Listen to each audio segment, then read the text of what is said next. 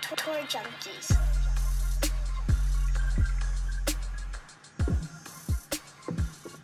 All right, everybody, welcome to the Tour Junkies podcast for the Arnold Palmer 2020. I'm DB. This is Pat Perry. We are the Tour Junkies. If you're just now joining us, we're just two regular guys from Augusta, Georgia that love some golf. Been doing this about 5 years. We're here to talk daily fantasy golf, betting on the Arnold Palmer, and we're just going to have a great time tonight. How you doing, Pat? I am doing fantastic.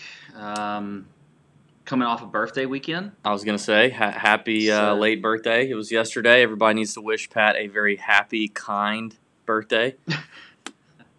Well, I appreciate that. It was a fantastic day. Let me talk about it for a little bit, just real quick. Okay, sure.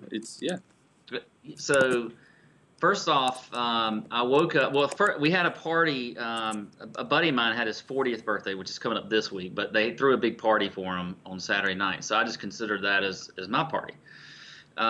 So may have overserved myself. I can't say overserved like by someone else. Like I overserved myself, and stayed out late. So was a little hungover in the morning, but woke up to the smoke alarm, which in our house sounds like can only mean one thing: that your wife is cooking. Yes, so I am the cook of the family. We've probably talked about that before, but she has decided to serve me up breakfast in bed. Does not cook bacon all that much, doesn't realize that if you keep it on high when there's no bacon in the grease, that it tends to smoke up a little bit. And so that's how I woke up, was to a smoke alarm. But I mean, I applaud her for the effort, and she made me a fantastic breakfast burrito with some fruit and coffee and orange juice. It was great. So that was fun. And then, in true Pat fashion, I had a tea time at 12:34. So it's not like this was 8:34. This was 12:34 in the afternoon. With a foursome, and I showed up literally as we're about to have to tee off. God, okay, you are the coming in hot guy. It drives me nuts. I am coming in hot guy, even at 12:34, when I have plenty of time to get myself together and get to the tee time. But anyway, it was a fantastic day. I enjoyed golf.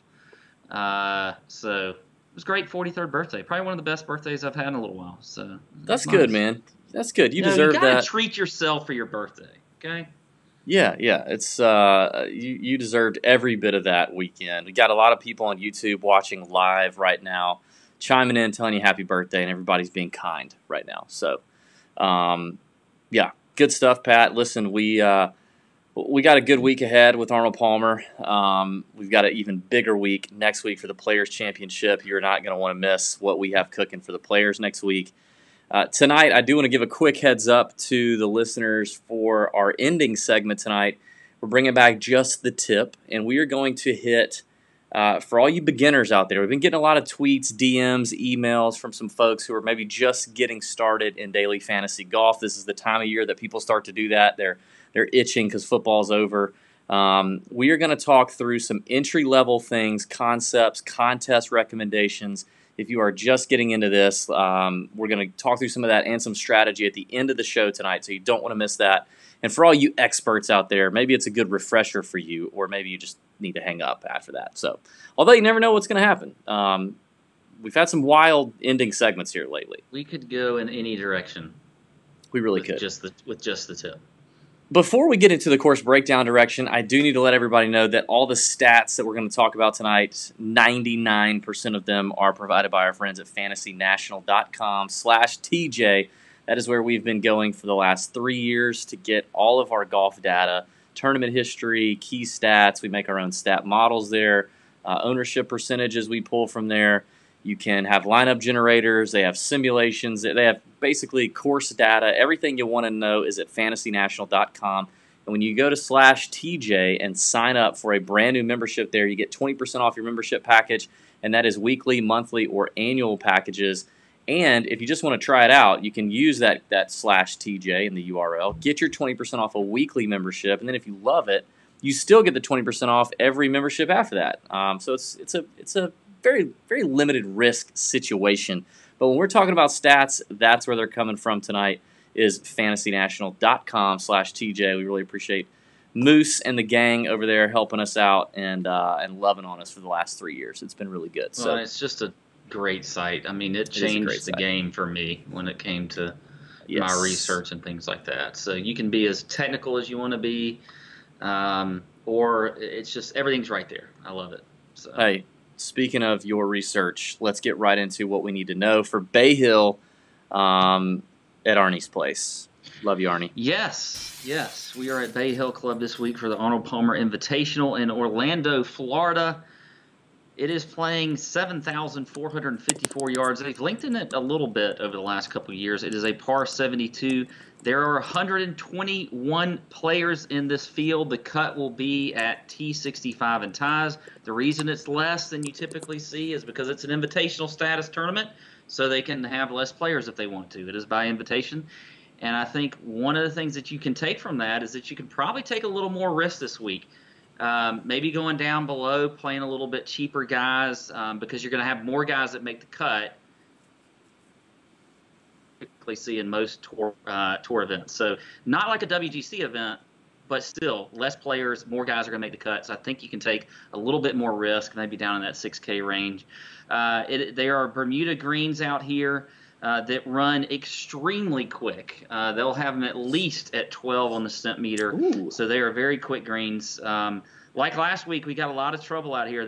There's water in play in 9 of the 18 holes. Also, Pat, I'm pretty sure that's half. That is half. Yeah, so half the holes. There are a ton of bunkers on this course that can be very penal, so you've got to try and avoid those. I do think hitting the ball in the fairway is important out here. Now, the fairways aren't that hard to hit, though, right? No, we talked about this last week. The disclaimer that bombers always have an advantage. That we just don't need to keep. I hate that we have to keep saying that over and over again. But you're right. The fairways are pretty wide, but the rough is higher this year than it has been in years past. I've read that in several different places. I think I even saw a caddy or two that mentioned that as well. So I think that's important. And you gotta, I mean, you do have to keep it in the fairway. I mean, if rough is this thick, you're going to be in trouble. So I do think that there is some importance on keeping it in the fairway at Bay Hill Club. This course plays pretty difficult. I mean, you look at last year, it played 9th most difficult on tour. In 2018, it was 15th. 2017, 9th again. And then 2016, it was 28th. I think it played a little more easier that year because of the wind was down, and that brings me to my next point. We'll definitely want to check the wind come Wednesday. So far, I've seen that it looks like it's going to be pretty gusty on Thursday and even Friday. So I think wind is definitely going to play a factor those first 2 days. So we want to look at the tee time waves and maybe see if there's going to be advantage there. What I missed, stats for me, always, I think course history plays a little bit more in this course than you might look at most weeks. Obviously, always looking at recent form. I do like par 5 scoring. I think you've got to take advantage of the 4 par 5s that you're going to get out here. I looked at putting on Bermuda. Also, strokes gained approach shows up well here, something that's extremely important. And a little bit of driving accuracy, as I mentioned. Looking at past champions, we had Francesco Molinari last year at 12 under. We had Rory McIlroy in 2018 at 18 under. Leishman in 2017 at 11 under. And Jason Day at minus 17 in 2016. Before that, you had back-to-back winners in Matt Every. Yeah. Matt freaking Every. Yeah. And then Tiger before that, who has won here 8 times but is not playing this week. So that is your course breakdown, DB. I'm sure you have additional thoughts, arguments. No, I don't have any arguments, man. Pretty clean here. We know what we're getting with Bay Hill. It's I do think the weather is going to be important to check, like you said. If the rough is up, which we should get a fairly bit of confirmation out of that. We've got a number of caddy buddies that are going to be on the grounds here at Bay Hill this week. One of them we just interviewed, and we will likely publish this week. Mr. Brett Swedberg is Ryan Moore's caddy. Hilarious guy. Had a great time talking to him. Our boy Dale Vallely, who we just interviewed. If you haven't listened to that, you need to as well. He's Abraham Answers guy. Of course, Gino's on the grounds. Aaron Fleener's on the grounds. We got a bunch of people there. So we should hear a little bit from them, and we can relay that information in the one place that you can get that now from us, and that is the Nut Hut. So if you have not joined the Nut Hut, that is our online tourjunkies.com private member chat room that is open 24/7 for fellow Nut Hut members to gather, and just we're all just looking for that one little nut that's going to give us an edge when we're playing DFS or betting on golf. So it's $10 a month or $90 for the year. It's been fantastic so far. We're 3 weeks into this. This will be our 4th week and or 5th week. I can't remember. We're loving it. It's been great. It's been a great community. So go join the Nut Hut, because on Wednesday night, Pat and I will be in there. I promise to get in there this week. I promise. Yeah. It's been I've had some crazy stuff going on in real world life, and I promise to be in there Wednesday night, mixing it up with everybody. Yes, Brian Halverson said it best. He just said the Nut Hut is the kitty's titties. I would agree, Brian. I think that's a great call. So get in the Nut Hut, and we will share what we hear about the rough, about the conditions, about anything else that we feel like is information that would give you an edge in your lineup construction or betting. Yeah, I think it's kind of a wide open event here. I mean, we got bombers winning, you got ball striker, kind of long iron play is important. The bombers are similar to last week, going to be forced to club down on some of the tee shots here, but the Bermuda I looked at heavily, as I always do, long-term Bermuda, and definitely feel like it's predominantly a second shot golf course. But if the rough is that much more penal this year, and they don't trim it before Thursday morning, then obviously being accurate off the tee is going to come more into play than it maybe has in years past. So we will see. But all in all, I want some guys in form, obviously, and I wanted to be comfortable on Bermuda. So there you go. I did look at opportunities gained, which is that proprietary stat from Fantasy National that reflects how many times in regulation or less a player hits within 15 feet of the hole, either on the green or on the fringe. So that's a unique stat to Fantasy National. Love that stat. So I'm ready to go. You ready? Yeah, let's get it. All right, start me off here, Pat. You got the 9K and above range on DraftKings. It's a nice little field we got here. So kick it off. Other than Tiger, DJ, it's pretty good. No, I mean we got a really good field this week. So I mean I think that I'm going to start. Well, I'm starting at the top with Rory. I'm going with Rory this week. Look, he is the best player in the world right now. I don't mind the price at 11.8. I mentioned when I was doing the course breakdown that you can get a little risky this week. You can play guys in the 6K range, low 7K range, just because so many guys are making the cut compared to normal events. And he's just the best player in the world right now. He's checking every single box that you would even look at, whether it's approach, ball striking, everything. I mean, you mentioned opportunities gained. He's third in the field in that stat. I just think that across the board, it's hard for me to look at a guy like Rory, even at 11.8. I know that's extremely pricey, and fade him. So my top pick in this range is definitely going to be Rory, and I will be playing a lot of him. I will not, however, play him in cash. I do not think that is particularly all that smart this week. So I won't be doing that. But I do like some Rory. Next, I'm dropping down another guy I like in the 10K range, and that is Hideki Matsuyama at 10.6. I like him a lot this week. Okay, now his recent, you look at his form. He was 6th at the WGC Mexico. He was 5th at the Genesis, which is obviously a very difficult course. They're on that week. So I think that I feel like Hideki's going to be maybe a little bit of the forgotten guy in this category. Really? And maybe we'll get. You don't think so? No, I don't. Okay. Well, anyway, you look at his history here. The last 3 years haven't been great, but he did have a T6 back in 2016. Just a big fan of Hideki at 10.6 this week, so he will be my second GPP play. And then I got to go, and I'm going to play this guy in cash and tournaments, and that is Adam Scott at 9,700.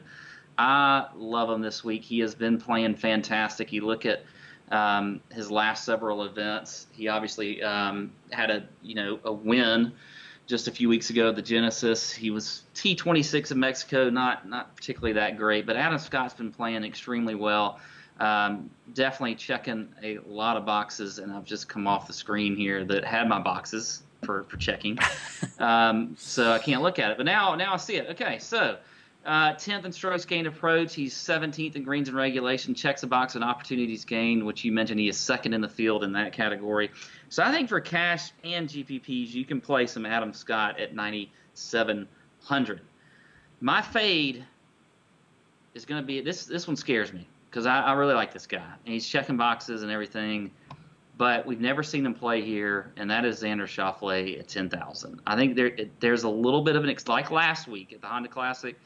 This is a tough course. There's a little bit of an experience factor that I do like, and so I think I'm going to fade. I'm going to fade some Xander this week. Now he does check the boxes. He's been good as far as his recent form's concerned. Not great, but pretty good. But I think he'll be my fade this week. So there you go.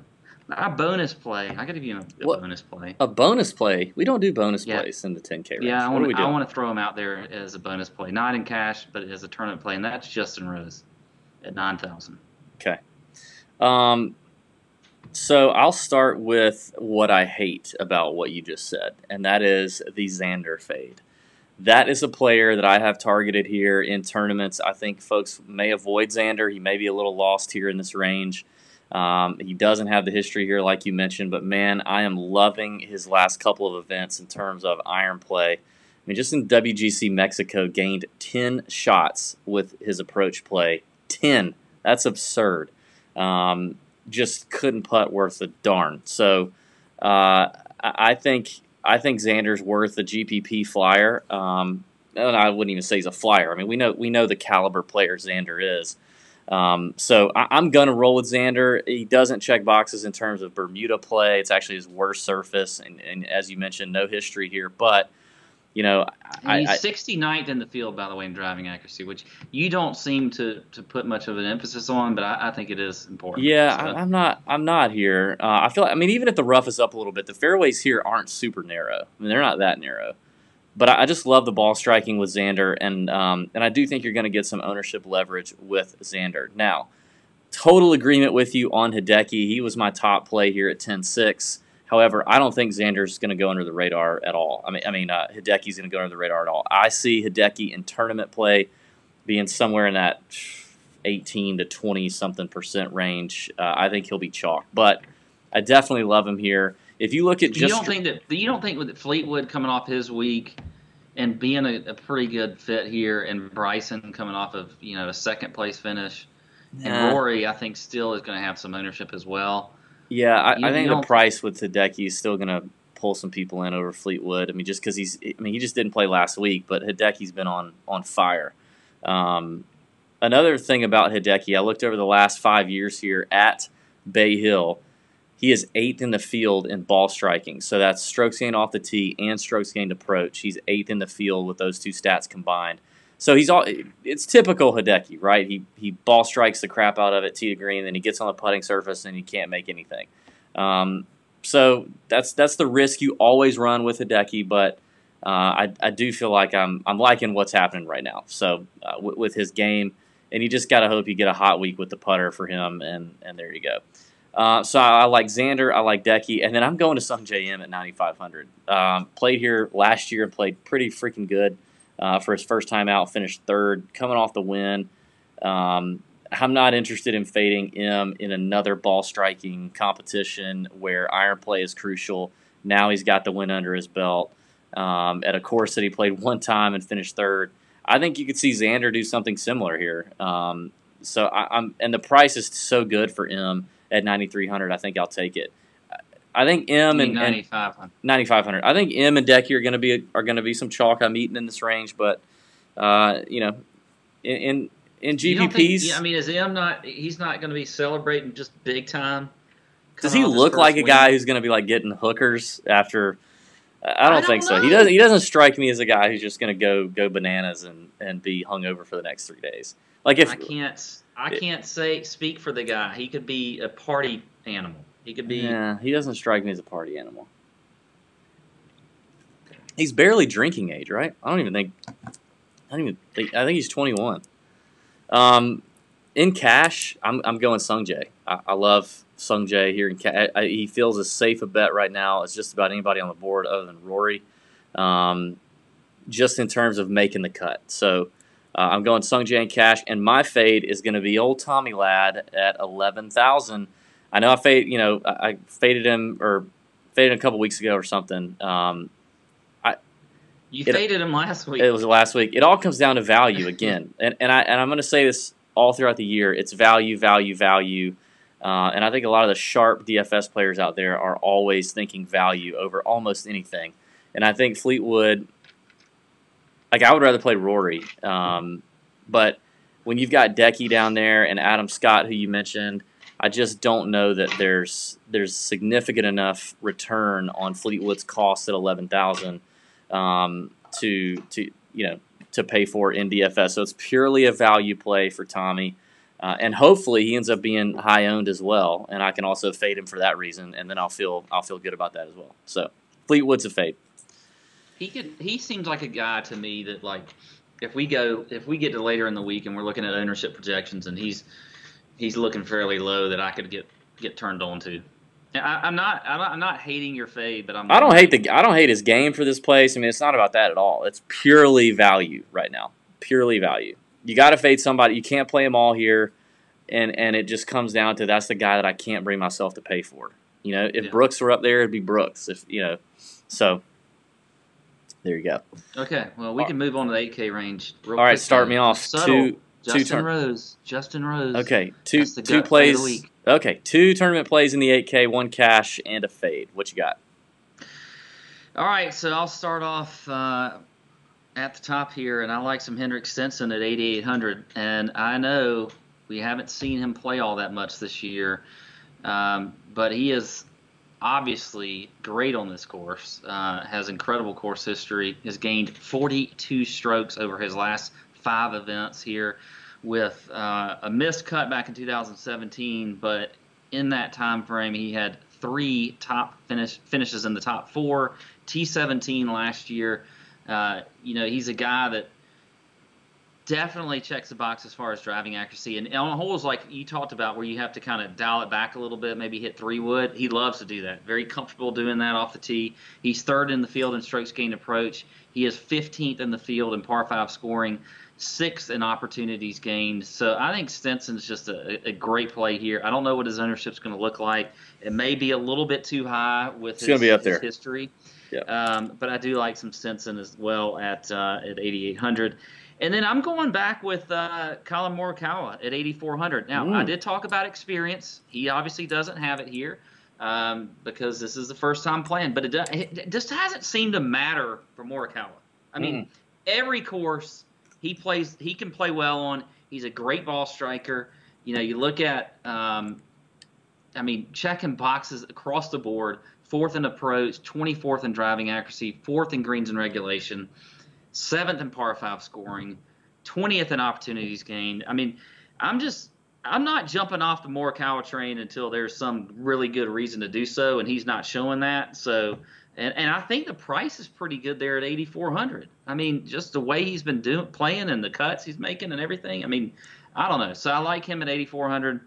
My cash play though is, and I could see playing Colin in cash, but I don't know. The experience factor may take me off of that, but I don't know. But Mark Leishman is my cash play at 8,600. I love him this week. He's obviously won this tournament before, so he checks the box as far as course history is concerned. He also is a pretty good putter on Bermuda.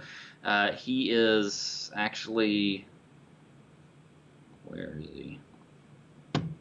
He's top 20 in the field, I know, in Bermuda putting. I could be wrong on that, but he is 16th in the field over the last 100 rounds. So I like his putting stats here. So his form has been pretty good as well. So I think Mark Leishman is just a very solid cash play this week.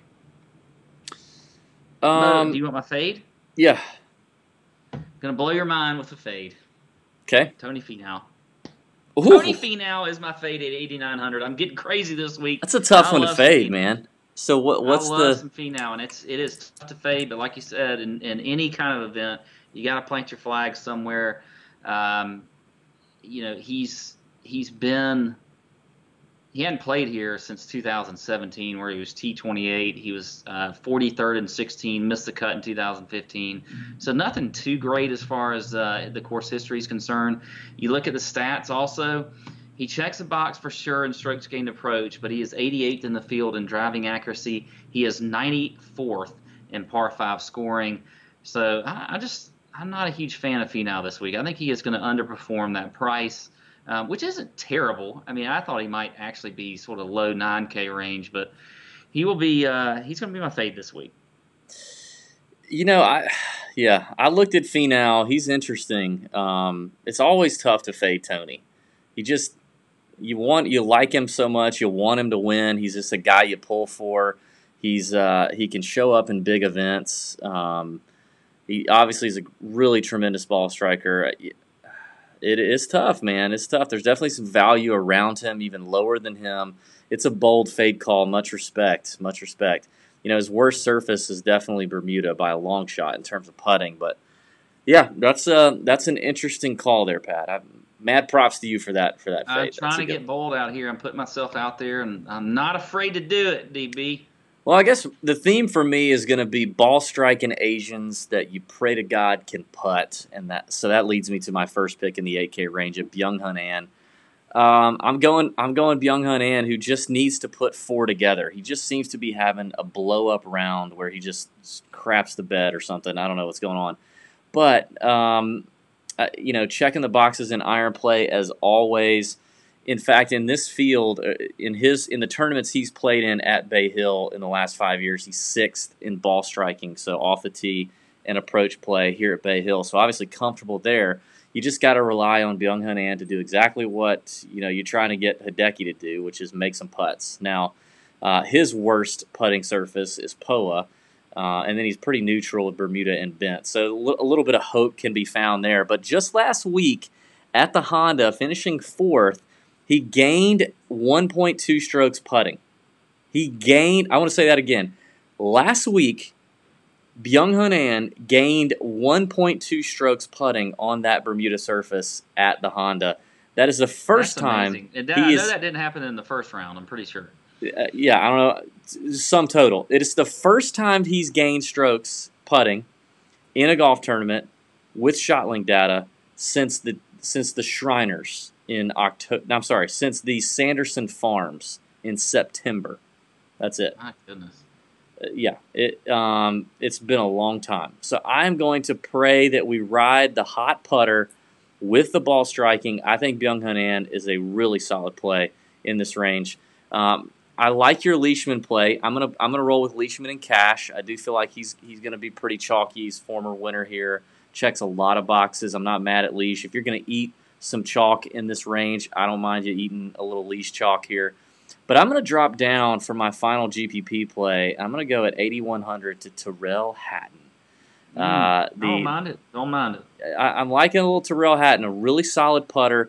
We've seen him play very, very well in the last 2 WGC events, played well at the CJ Cup. He's one of these guys who, honestly, if you compare especially recently, like let's say last year and up until his results with Tommy Fleetwood, they're not that much different when they cross over and play on the PGA Tour. We know Paul Azinger made a couple of comments about the European Tour players coming over here. But if you look at Tyrrell Hatton's play in the last 10 months on PGA Tour events or majors, it's not that different from Tommy. So I think that's very interesting with Hatton. I love the putting ability here. He's got some experience here at Bay Hill as well, including his best finish was a 4th in 2017. Hadn't missed the cut yet in 3 attempts. So I think the value for Hatton is there, and I think you're going to get an ownership dip for him too. So I'll take Hatton and On in tournaments, Leishman in cash. And then my fade, I do think this is kind of a tough range to fade because I think you get some value here. But a guy that I, first of all, rarely seem to get right. Well, I don't know if I'll say that. I probably do get him right because most of the time I fade him, and most of the time it turns out pretty good. But he has a pretty strong history here, and that is Matthew Fitzpatrick at 8,500. I knew that's what we were going He to. he does putt the ball. He does putt the ball well, pretty much on any surface he's on. But even despite his history here, okay, so he's got a really good history here. So he's got a runner-up last year, missed the cut in 18, a 13th in 2017, and a 27th in 2016. Despite all that, when you look at those rounds and you add them all up, he is 87th in this field in strokes gained ball striking on Bay Hill in those 4 years, which means he did everything with the putter, which is what he does. And even for the best putters in the world, there is more variance in the putting than there is in the ball striking. So if I got to pick somebody to fade here, I'm going to go with Fitzpatrick. I'm out on Fitzy. I also just don't think he has tremendous upside. Yes, he has some top fives. He's got some worldwide wins, but he's never won on the PGA Tour, and the top tens are limited on the PGA Tour. I just think the upside for him is low. Do I think he'll make the cut? Yes. But do I think the upside of a T10 is there? I don't think it's great compared to others in this range. So if I got to find one, Fitzy's my guy. Okay. Well, he did finish second here last year. I know. So. I know. I just said that. I just said that. Hey, we're making two bold ones here, I think, with Finau and... Well, I think this is a tough range. I mean, I think it's seriously a tough range to make a complete fade call. Yeah, you could make a case for anybody in here. All right, 7K range. Got a ton of options here, Pat. What are you doing in the 7K range? All right. Well, since I'm starting every range here, Yeah, I'm going to start with. I'm going to go with a little homer pick here, just because I like him and I think he's. What? Kiz. I'm going to go with Kiz. I like him here. I like the price at 7,800. He's been playing well. He's kind of been hit or miss here, but he was second to Leishman back in 2017, was T23 last year. This is just a good course for him. I mean, it's one of those courses where you don't have to be particularly. I say this. I don't think you have to be long to win on this course. Yeah. I think long is obviously an advantage, but you don't have to be long to win out here.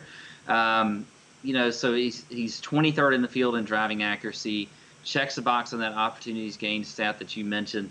I just think this is a good spot for Kiz. He's coming off of a couple-week a break. I mean, the last tournament we saw him in was, what was it?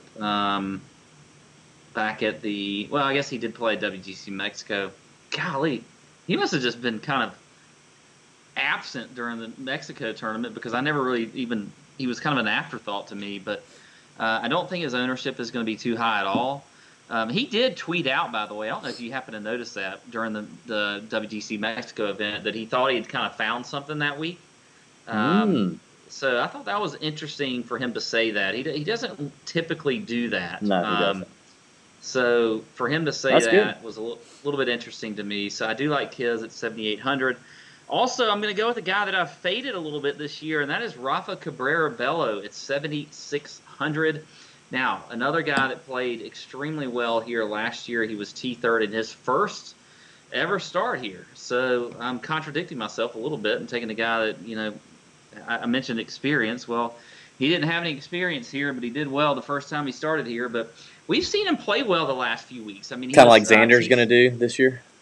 Yeah, we'll see what happens on that one. Maybe we need to have a bet there. Ooh. T16 was RCB at the WGC Mexico. He was 17th at the Genesis. He is a good putter on Bermuda, and he's accurate off the tee. I like some RCB this week at 7,600, so he will be one of my other tournament plays. And then I'm going to go with the guy that we actually this has been another theme all year for me. A guy that we interviewed as caddy last week, and Ryan Moore at 7,400. I like him this week. He's one of those guys that just tends to he's a course history guy to me. When he pops as far as course history, I feel like he's always just going to show up well, and I like him this week. And he played well at the Genesis back with a few weeks ago with a T30. You look at his last 4 times he's played here: T33, T5, T34, and then a 74th back in 2016. I think this is a good course for Ryan Moore. I think he's comfortable here. Definitely checking boxes. He is 11th in the field in strokes gained approach, 7th in driving accuracy, 4th in opportunities gained. Checks a box also in par 5 scoring. So I like Ryan Moore as a tournament play. Definitely think he'll be pretty low owned. As far as cash is concerned, it's hard to avoid playing Ian Poulter in cash at 7,600. I just think he's automatic here. He lives in the area, likes the course, has, I don't even know when he's ever, has he ever missed a cut here? I'm sure he has. Not recently. Not that I can remember when it was. He's a good scrambler. He's great out of bunkers, which we know are all over this course. So I think Ian Poulter in cash is just pretty dadgum safe. All right. Pat. Fades. Yeah. Okay, yes, fades. 2 fades. Go ahead. Fades for me are going to be JB Holmes at 7,400. And I'm going to fade Charles Schwartzel, even though I loved him last week. I don't like him on this course. He missed the cut the last time he played. Good call on him last week, by the way. Yeah, I appreciate that. But I think maybe you'll see a little more ownership his way since he did have a good week. But he's still iffy. He's kind of up and down, not checking any boxes across the board for me at all. None. And I haven't looked at putting. I don't know. Maybe he'll check a box in putting. Let's see. Talking about Charles? Yeah. Yeah, he gained 9 strokes last week. He is 26 in the field in putting on Bermuda, but other than that, there's not a whole lot of his game that's been, great outside of last week. So I think Charles is going to be my fade. My other fade, by the way, was I really wanted to. I think Nicholson is kind of the easy fade here. He's up there at 7,900. He's just crazy off the tee. I don't really see anything there, but I don't know. I think I'm gonna go with Charles coming off of that great week last week. I'm gonna get a little bold there. So. By the way, Charles gained 9 strokes putting last week. No, he was putting it all. He was putting it. That's gonna regulate. For sure, that's gonna regress. I think is what the smart people call it. By the way, Pat, something happened in the YouTube live chat that's never happened before. Wes Bearden donated $5 to us. Apparently, there's something called a super chat where you can donate $5. So more people should be a lot like Wes. He just said friendly donation, and he gave us $5. Thank you, Wes. That's freaking awesome. Where does that go? I don't even know. Well, I guess we'll find out. Probably like Bitcoin or something. I don't know. Does it go to charity or something? No, I think it comes to us somehow, magic. He asked if Rory is a must. And we talked about Rory already, but I don't think the top player in the field is ever a must. I don't care who it is. The history, the course history that Rory has here is already priced into the value or to the price tag at 11.8 on DraftKings, so it's already there. But I don't think that the top player is ever a must. Now, I do think there are some weeks more so than others where I think it's more okay to play the top player, and I don't hate Rory this week at all. But I know Pat mentioned you're very interested in playing him, and I don't. If you want to play him, I think you play him. Is he a must? I'm never going to tell you the top player is a must. So, Pat, in the 7K range, you got some interesting picks. First of all, I'll make this pretty quick. My 2 fades were JB Holmes, who you already mentioned, and then Phil Mickelson. Just 2 erratic prices, not worth it. There's better value around him. Holmes sucks on Bermuda. It's his worst surface. So I took the easy fade with Phil and also JB Holmes, which is probably also an easy fade, but it is what it is. Yeah, my JB's cash 104th, by the way, in the field and putting on Bermuda. Yeah, terrible. My cash play is Ian Poulter. I like Poulter here. I also have him in tournaments. I like Poulter a lot at 7,600. Sneaky good week last week as well at the Honda, finishing T27 and really just checking the boxes kind of across the board. Had a good week across the board at the Honda from tee to green and putting, which I really like to see that with Ian getting warmed up here. He's in familiar territory in Florida, so I like Poulter, tournament or not. Now, for my next two picks, I'm hoping to get a little bit of tournament leverage here because I'm going to go to our boy Joel Damon, who I rarely play. I don't play Joel a lot, but I'm going to play Joel at 7,300. Really like what he's been doing at the AT&T Pebble Beach Pro-Am and the Genesis, and I like him on a tougher track like this. I think this place suits his game. It's not, like you said, it's not a place where you have to be a bomber to play well here. But his iron play right now is very, very good. The ball striking is solid. And even with his missed cut last year at this tournament, he still hit the ball pretty well tee to green. He just did what Joel does, and that is not putt well. So at least Bermuda's not his worst surface. He loses strokes putting across the board on any surface. But at least it's not it's not his worst surface. So really liking Joel here at 7,300 and the value that I get. Finally, my last tournament play here is a guy I was on last week, and that is Taylor Gooch. Taylor with no Y. Taylor Gooch at $7,000. Love the price relief that I get with Gooch. He checks the box across the board in terms of in terms of approach play, opportunities gained. Played here 2 years ago, finished 26th, and he's coming off some pretty decent finishes. He kind of fizzled a little bit on the weekend at the Honda, but still rounded out to a T38, but I think he's got pretty solid upside, and I think the Gooch is loose yet again this week in Florida. So there you go. And Pat, I like that play. Are you sure that wasn't me that was on Gooch last week? Maybe it was me. I played him in some lineups. So Pat, our friend Aaron Favre gave $10, and then Wes went back and gave $20. So we're just racking it up here. We're making money left and right, hand over fist on YouTube Live. This is amazing. I can't even believe it. I don't even know. I don't even know where the money goes, though. We don't know where we'll let you guys know if we ever get the money. Surely YouTube sends us a check or something. I don't know. I've never done this. I doubt they're sending checks. And Adam's getting pissed because they're making him look bad. Yeah, if you guys aren't Aaron Favre or Wes Beard, you need to get out of here. Just kidding.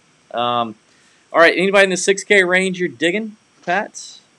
Actually, several guys. I talked about it earlier on the top.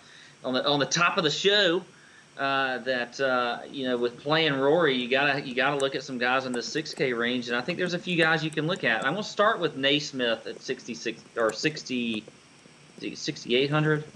Sorry, I didn't write it down. Yes, 6,800. I'm surprised that he's not getting more of an ownership. I mean, not an ownership, but a price bump. The way he's been playing.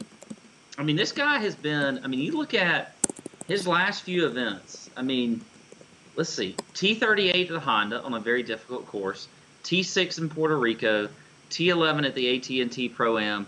I mean, he has been just absolutely on fire. I mean, the stats, checking boxes, strokes gained approach, greens in regulation, his par 5 scoring, he's top 10 in the field in par 5 scoring. So I think Naismith, you just continue to ride that until it bucks you. And I don't think it's going to buck you this week, even though he doesn't have any experience on this course. So I like some Naismith. I like our AT&T Pro-Am champion, Nick Taylor, at 6,700 this week. I think he is a good play as well. Let me get down to him here. Sorry, I'm a little late here. Finished T35 back in 2015. Missed the cut the last time he played here. Obviously, we know he's in good recent form. You look at the stats, though. He is 9th in the field in driving accuracy, 10th in greens and regulation, 38th in par 5 scoring. So I think old Nick Taylor makes for a good play there at 6,700. You look at I did want to look at his putting stats, which I don't think they're probably that good. Yeah, he's average on Bermuda greens, but I still like some Nick Taylor. And then Harry Higgs, big on some Higgs this week. I think this is a great course for him. He has obviously been in good recent form. I think he kind of stay on that, just like our boy Naismith as well. So with Higgs, I'm a big fan. And looking at stats, 22nd in driving accuracy, 19th in greens and regulation, 17th in par 5 scoring, and 15th strokes gained off the tee. So I think Harry Higgs is another good play in this range at 6,700. There's a lot of guys, really, that you could look at. Yeah, And I like just about everybody you mentioned there. Taylor, I didn't really have circled, but I'm never really on him. But I like Naismith. I like Higgs. And like you said, I mean, you can with 120 man field and more than 50 55 around 55% of them or so are going to make this cut. So a higher cut percentage, you can dip in here and feel okay. The guy that popped the most for me in terms of stats is Sebastian Munoz, and he's never played here before, but in terms of stats and recent form is solid too. Munoz is 6,900. I feel like is playing really well. I agree with the Naismith play. I like Higgs. I like Lanto's interesting here. I think a guy who, if you look at long-term form, is about as solid as they come around here, but short-term form, he's not that great, and he's gonna throw some people off in terms of ownership.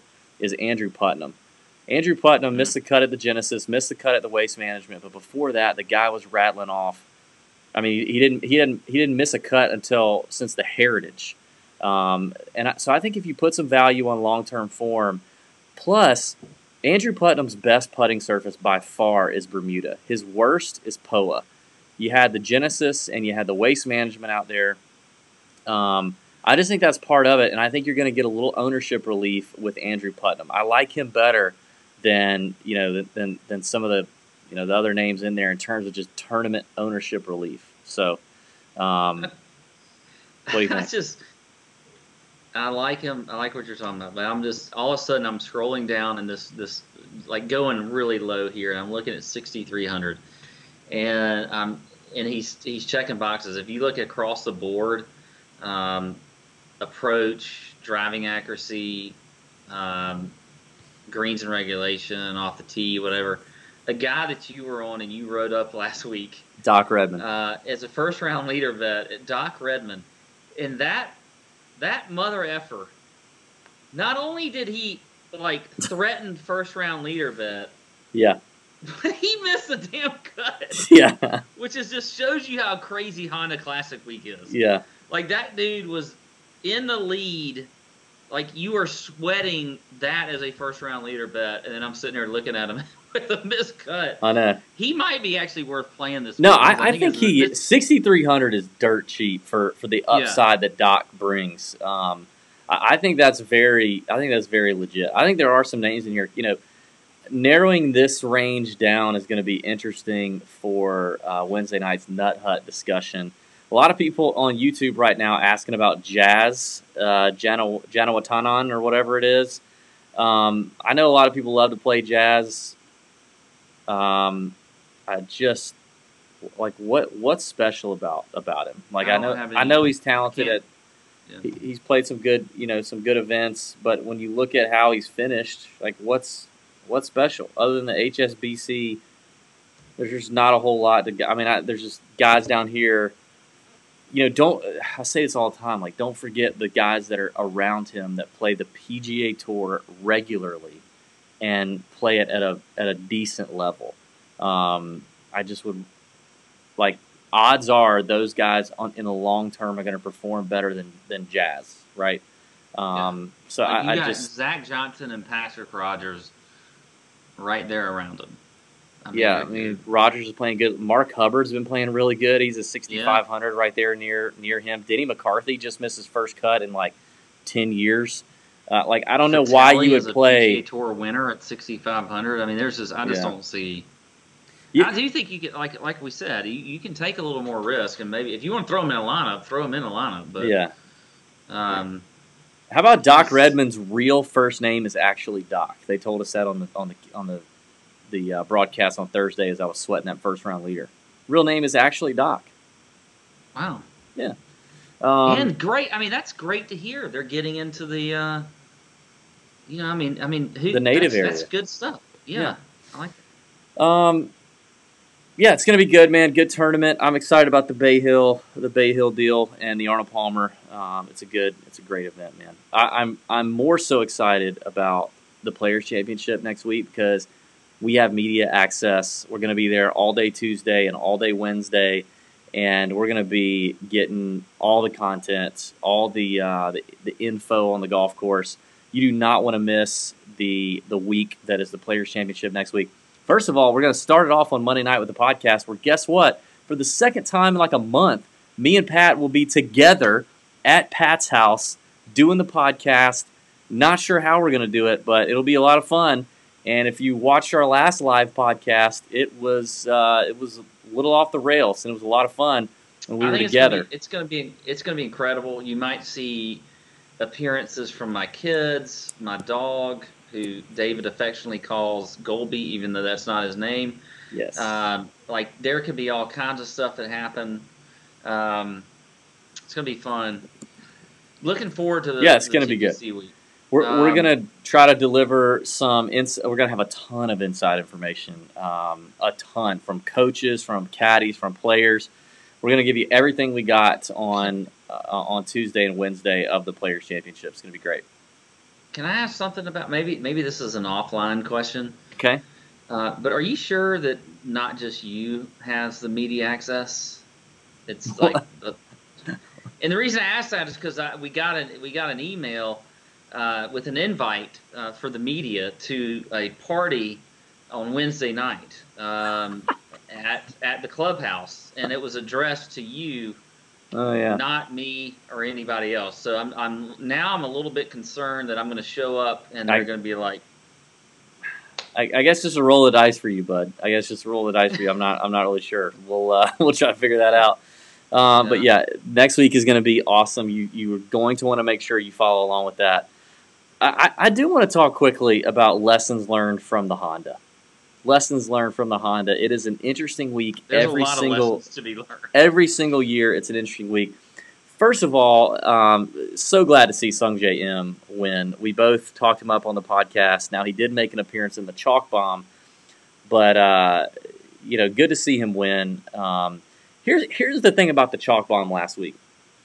Was it a ballsy Chalk Bomb? Yes, it was. It was very ballsy. But if there was a way to kind of come off the heater that the Chalk Bomb was on, it was to name 5 players and just get real gutsy with it. However, if you read it closely, the concept behind why those 5 players were the Chalk Bomb made a lot of sense for the Honda. And I think the Honda yet again proves that it is a highly variable golf tournament.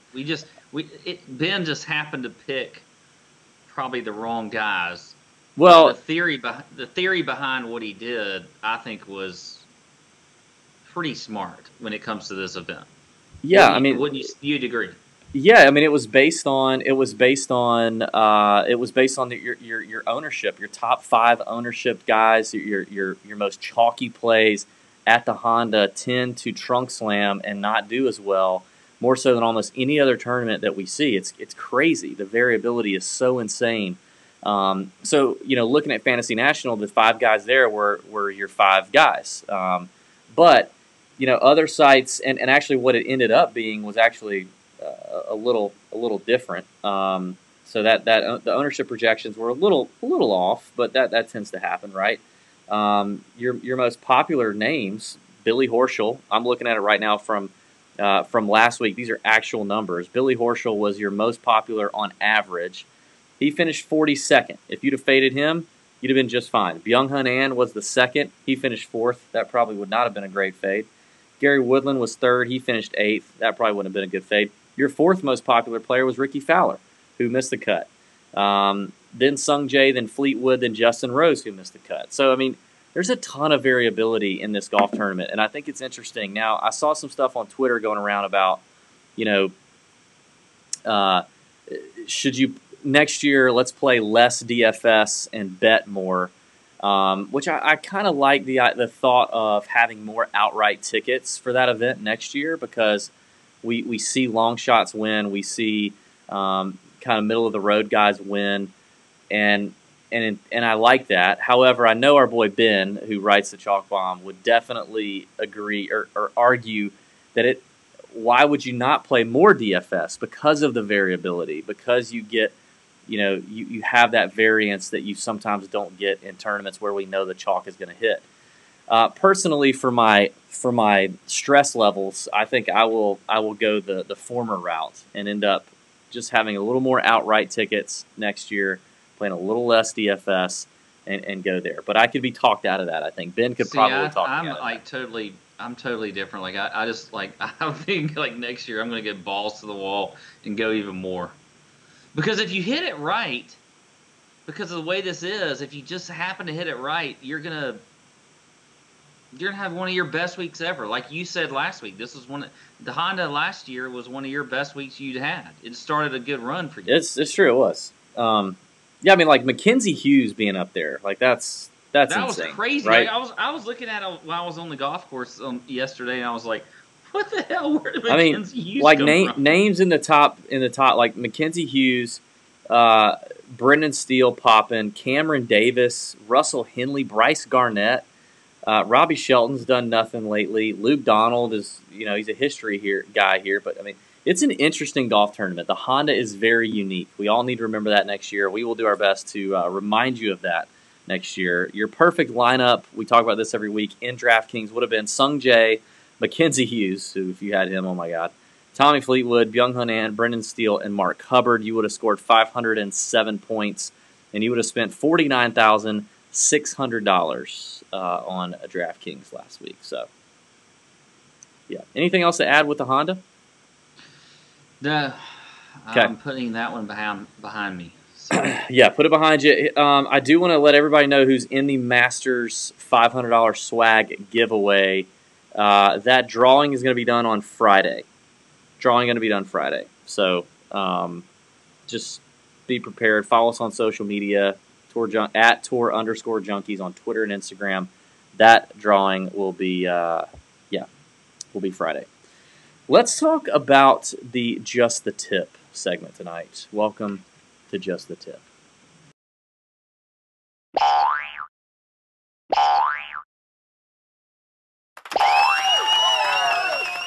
We're going to talk to our beginners. Like I said, we've had a few more of those lately, Pat. I want to talk through some cash game stuff and a little bit of tournament stuff as well. But like, if you are just starting to play daily fantasy golf, what you should do, what you should expect, where we recommend your money going on DraftKings or FanDuel or wherever you play. We've been doing this 5 years. We got in early. We started doing this. Freaking 2015 when DraftKings first started. We've learned a lot, and the game has changed since we first started playing. So, Pat, I'll let you kind of open us up. Where would you like to start in terms of helping out our beginner friends? Well, I think anything when you're looking at a beginner. Actually, I think you should start with probably some of the free contests out there. So there's a ton of free contests at DraftKings and whoever else you might play, that they put out there. So it gives you a chance to not lose any money, not have anything on the table, and sort of learn the game, learn the point system, learn all that stuff. You need to read that, by the way. I mean, just read the point system. So that you can figure out, how you gain points and all that kind of stuff, finishing position and all that. So I think, if you're starting out, you want to definitely go for a few weeks playing the free, just those free rolls and whatever else and see what happens. But really it starts with cash. I mean, I think if you're wanting to build a bankroll, you got to start playing your cash games, your double ups, your 50-50s, those kind of things. That is where you're really gonna you've got a better chance, at least, because you only have to beat, for the most part, half the field that you're playing against. Hang on. Can I pause and just totally swerve here? Yeah. I want to do a Xander bet. Okay, what do you want to do? Well, what do you think? I mean, you don't think Xander's going to do that well. I do. So we need to do some sort of finish position or DraftKings points or something like that. I think finish position is probably easier to keep track of. And I say that the loser gets the henna tattoo tramp stamp on their back on Monday live on the podcast.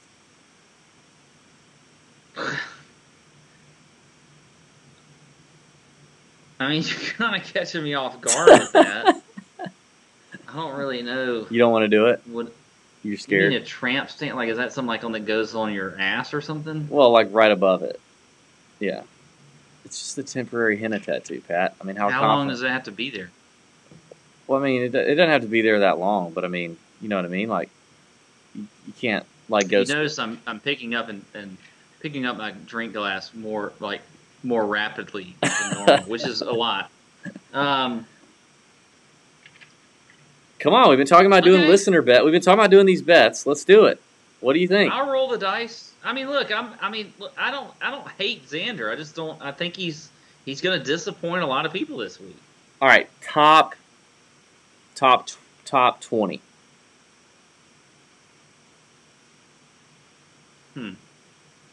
His odds are probably really good for top 20. I mean, he's probably like 4 or 5 to 1 to top 20 this field or this tournament. I'll tell you what he is. Now I'm gonna have to get into it because I'm.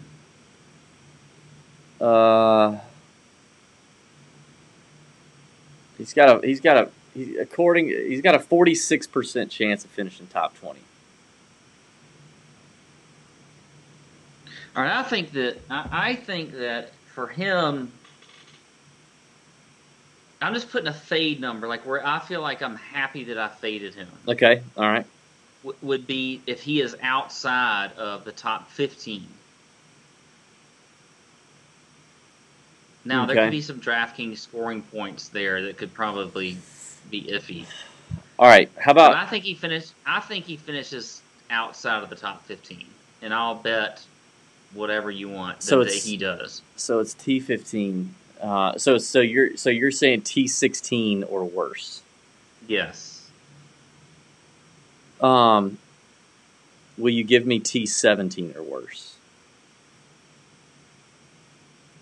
Okay, I'll give you T17 or worse. T17 or worse. If he finishes T17 or worse, then I am getting the henna tattoo in my tramp stamp mark on the podcast. And if not, then you are. Deal? Okay, I'll do it. Fine. We got a bet. Let's go. All right. Okay. So back to our cash game. You recommended starting off with a free contest, kind of learning it, reading about the scoring, getting into the cash, blah blah blah. Right? Yeah. Then I think you definitely go with your if you're playing a smaller amount, you go with your $5, your $10, your $25 double ups. I mean, we like seeing green screens. I don't care if it's in a tournament or what it's in. If I'm seeing my money doubled or whatever, I'm loving it. So, don't I think being tempted by the big money that's in the tournaments and all that kind of stuff is a mistake, especially when you're just starting out. I mean, just try to slowly grow that bankroll. Play those $5, $10, $25 double ups. See how you do.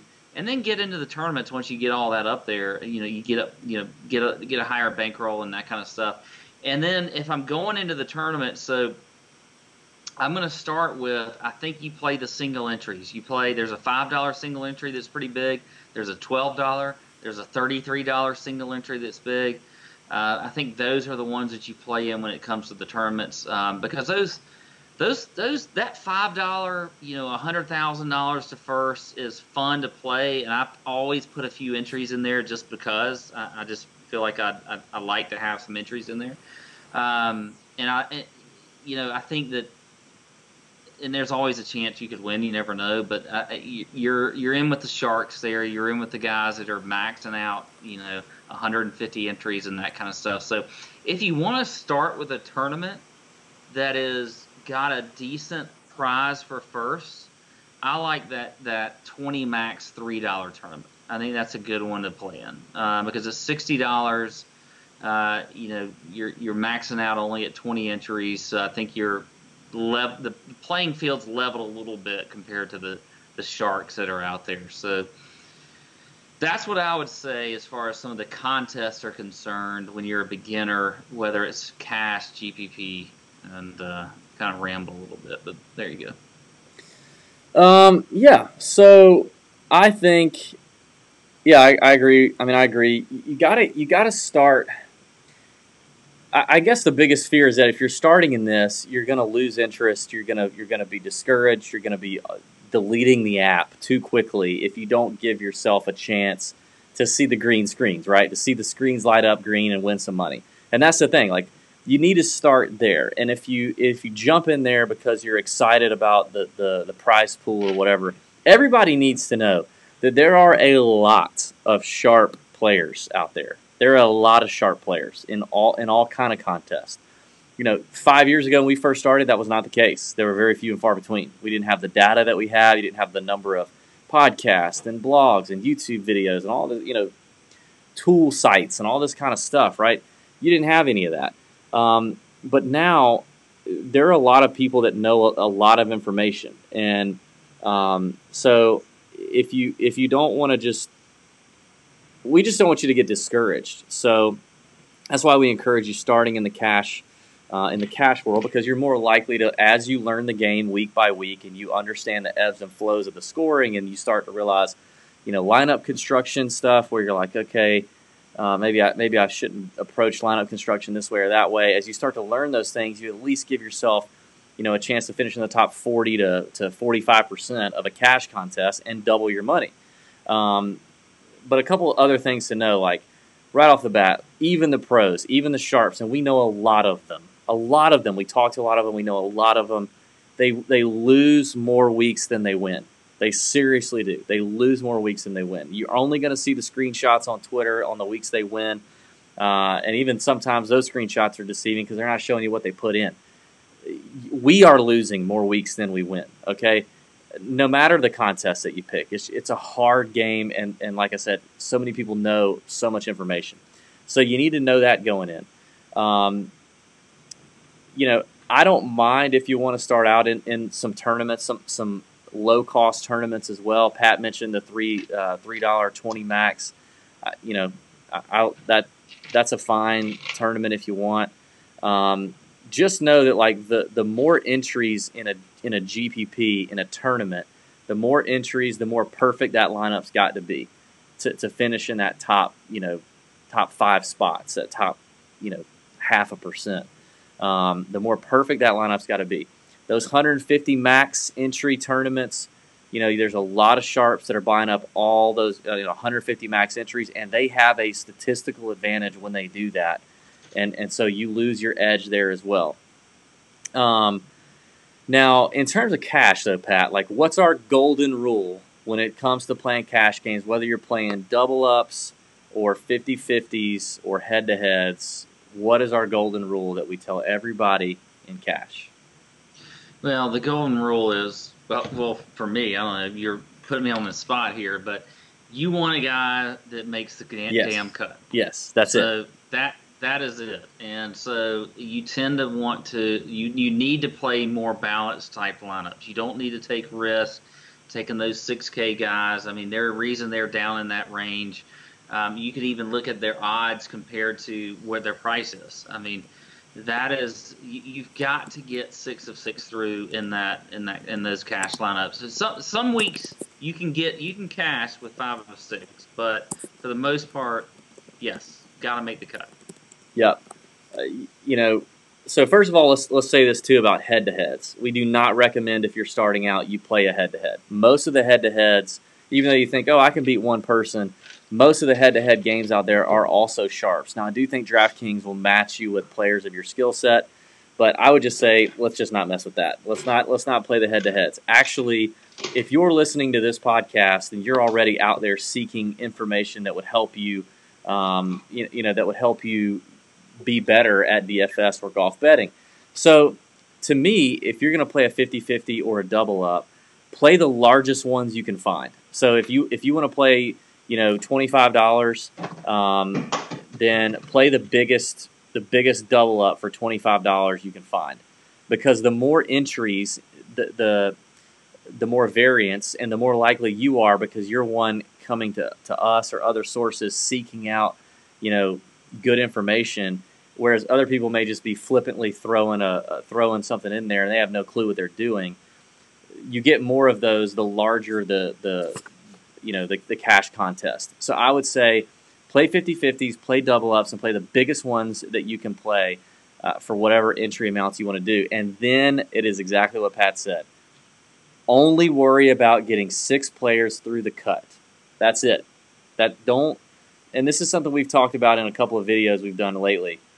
It is very tempting to want to play Rory in cash, or let's look at this week, or Fleetwood. He's playing so good, I got to have Fleetwood in cash. You can do that. You're squeezing yourself out of being able to play guys that have way better chances of making the cut if you do that. Looking back over the last 5 years of doing this, statistically, guys that are priced in that 7,500 and above range are way more likely to. Now, do we find values below 7,500? 100%, yes, we do. But statistically, the reason they are there is based on Vegas odds and implied odds, and so at 7,500 or above, those are your guys that are more likely to make the cut. So having a very balanced, well-rounded lineup, when we say balanced lineup, that is what we're talking about. You cannot get suckered into playing those guys up top that are then going to make you dip into the $7,100, the $6,800 range. It'll hit every now and then, but over the long term, that is not going to be the strategy that you need. Remember, in cash and 50-50s and double ups, it doesn't matter if you finished first in the whole contest or you're the last person in the payout zone, you get the same amount of money. So you don't have to have Rory. You don't have to have Fleetwood. I'm using this week as an example. You don't have to have all that. You just need 6 guys to make the cut. And unless it's a no-cut event, probably 97 times out of 100, if you get 6 of 6 through the cut in a cash contest, you are going to cash. End of story. You get 5 of 6, it's iffy. You get 4 of 6, you can forget it. So the biggest number one thing if you're just starting out, go play in a large cash double up or 50-50 and go balanced and just forget the top 4 or 5 guys. You don't need them. Just stay balanced. Go balanced approach. And that being said, I still think if you've got like a cash lineup that you love or whatever, or you're playing in multiple type double ups or 50-50s, you got to at least spend the $5 to throw it into the big tournament.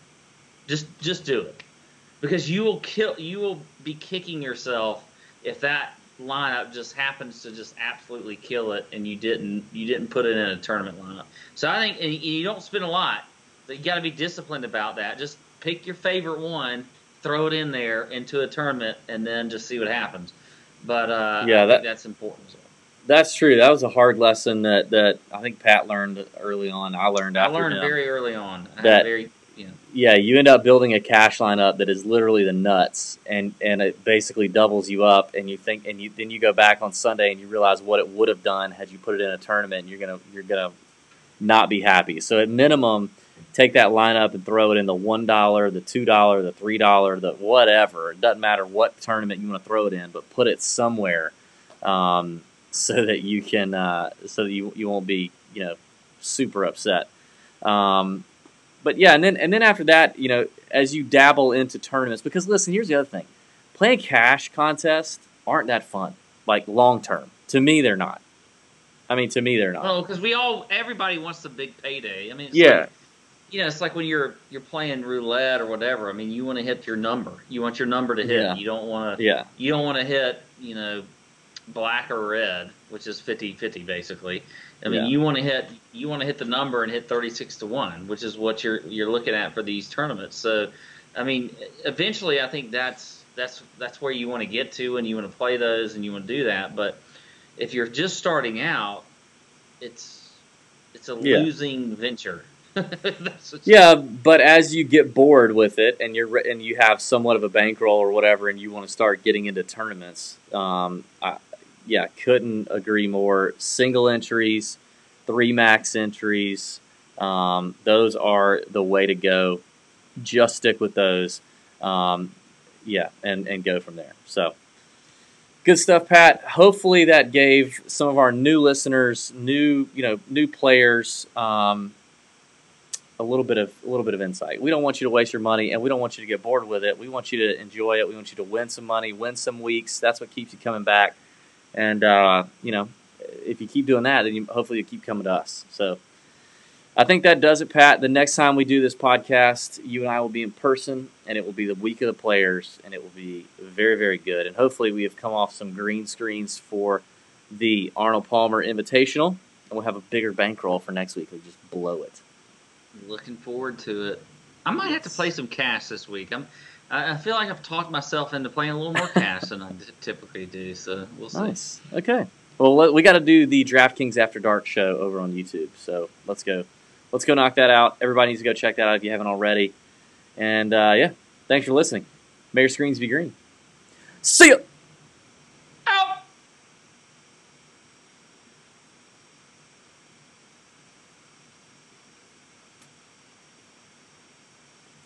Bonus time on YouTube.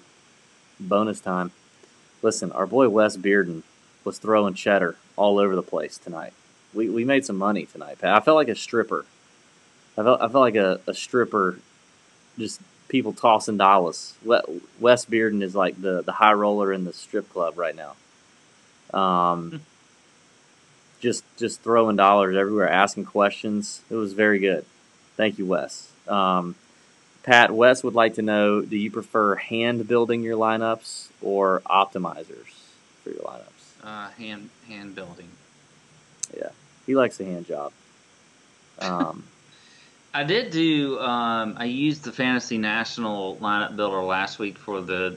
We just talked about the $3 20 max, and I pretty much broke even in it. So it didn't really. I can't say it was that great, but